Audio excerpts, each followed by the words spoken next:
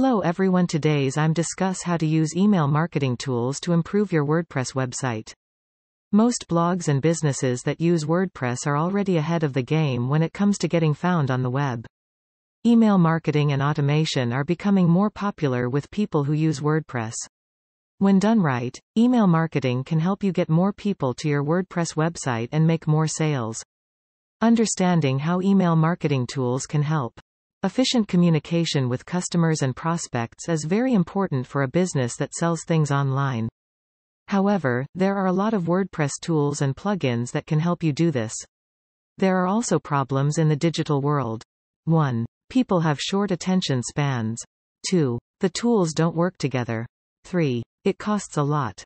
To be able to deal with these problems, you need a marketing campaign that works. It makes your website more personal for your customers when you use email marketing tools to send them emails. At the same time, they say they can free up your time so you can do more difficult things. There might be things like running Facebook ads and podcasts, as well as running Q&As, working with other businesses, and so on.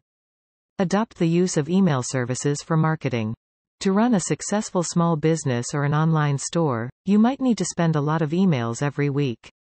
The easiest and fastest way to do this is to use a service that sends out emails.